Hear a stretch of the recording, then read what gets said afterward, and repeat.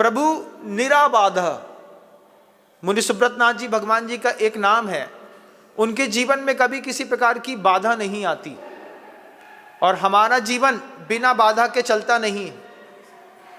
सुबह से लेकर शाम तक कुछ ना कुछ बाधाएं जीवन में पैदा होती रहती हैं। आपके साथ ऐसा होता होगा।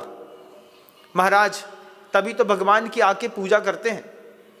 आप भगवान की सिर्फ एक नाम से पूजा करते हैं, मुनि सुब्रत नाथ भगवान के नाम से। जिनके घर में पारसनाथ भगवान है, वो पारसनाथ भगवान के नाम से पूजा करते हैं। लेकिन भगवान के नाम तो देखो, उनका नाम है सुगति। वो अच्छी गति को ही प्राप्त होते हैं, और हम ना चाहते हुए भी दुर्गति को प्राप्त हो जाते हैं।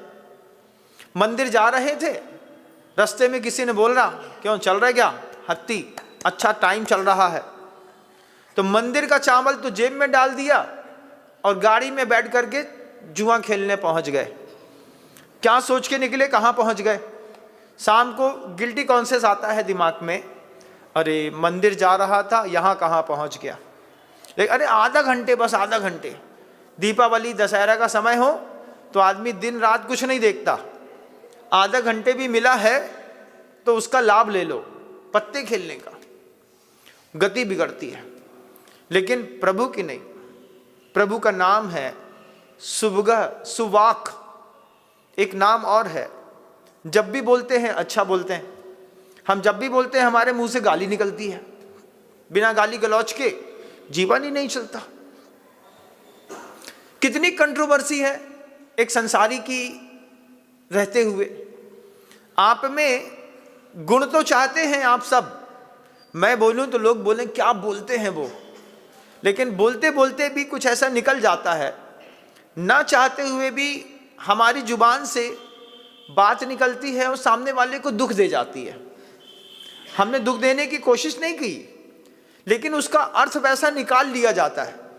लेकिन प्रभु की किसी बात का गलत अर्थ नहीं निकाला जाता, तभी तो वो प्रभु हैं। अब भगवान को छुओ और छू करके देखो, उनको बोलो मुक्ता शक्तो निराबाध, कि आप मुक्त हैं, शक्तिमान हैं, निराबाध हैं, सुवाक हैं, सुश्रुत हैं, बहुश्रुत हैं। रील चलाने में पूरे दिन निकल जाएगा, लेकिन दिमाग में कुछ घुसेगा नहीं, और वो उस चीज़ को छूते तक नहीं, और दिमाग में सब चीज़ बैठी है। हम में प्रभु में कितना अंतर है। हम प्रभु जैसा बनना चाहते हैं। वंदे तद्गुण लब्धये भी बोलते हैं कि भगवान बस आपकी पूजा का ये फल मिले कि आपके जैसा मैं बन जाऊं। भावना है, बनते नहीं महाराज। क्यों? तो आचार्य कहते हैं, जिस भी व्यक्ति ने संसार में प्रयत्न पूर्वक हिंसा की है, प्रयत्न पूर्वक झूठ बोला है, प्रयत्न पूर्वक कुशील किया है, प्रयत्न पूर्वक परिग्रह संचित किया है। महाराज परिग्रह तो प्रयत्न पूर्वक ही संचित होता है, बिना प्रयत्न के तो कुछ मिलता नहीं। लेकिन जिसने भी प्रयत्न पूर्वक ये 5 पाप किए हैं, हिंसा, झूठ, चोरी, कुशील और परिग्रह, ये 5 पाप आपकी अंतरंग की शक्ति को विद्रूपित कर देते हैं। हम बोलते हैं कुछ और निकलता है कुछ। उसके अच्छे के लिए बोला होगा, आपने अपने बच्चे के लिए अच्छे के लिए बोला होगा, बेटा ऐसा नहीं किया करो, उसको बुरी लग गई, बुरी लग गई तो रोने लगा, और बड़ा हुआ तो घर छोड़ के चला गया, और बड़ा हुआ तो दूसरे घर में जाकर के रहने लगा। क्या हुआ महाराज?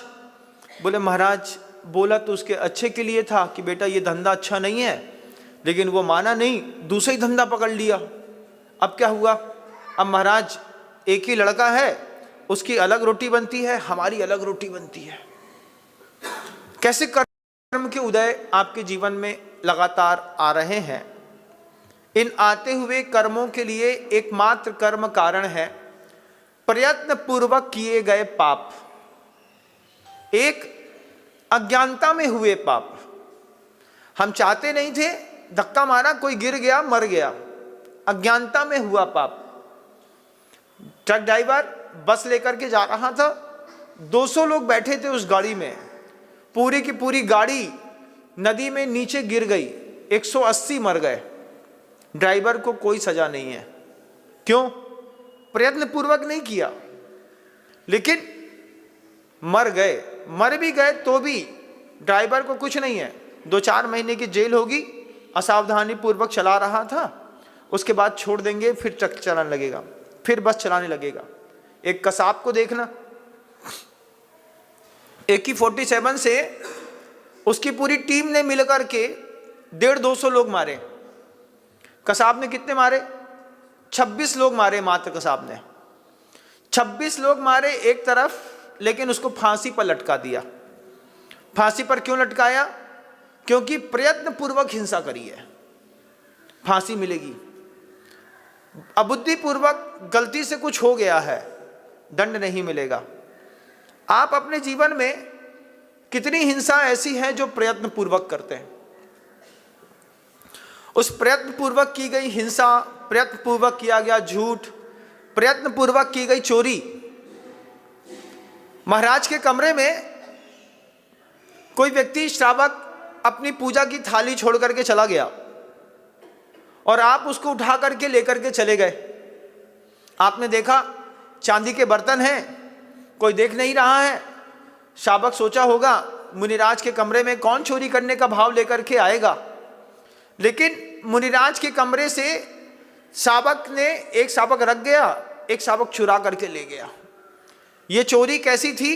प्रयत्न पूर्वक गुरु की नजरों में गुरु कक्ष से चोरी की।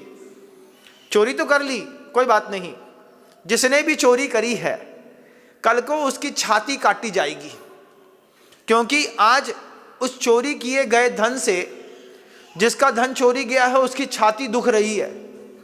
आज अंदर दुख रही है उसके। तुम्हारी पहले बाहर दुखेगी, फिर अंदर भी दुखेगी। जजनीन दोस्तों, अगर आपको मेरी वीडियो अच्छी लगती है तो प्लीज़ मेरे चैनल को लाइक, शेयर, सब्सक्राइब करिए और इसी तरह से अपना प्यार देते रहिए। धन्यवाद।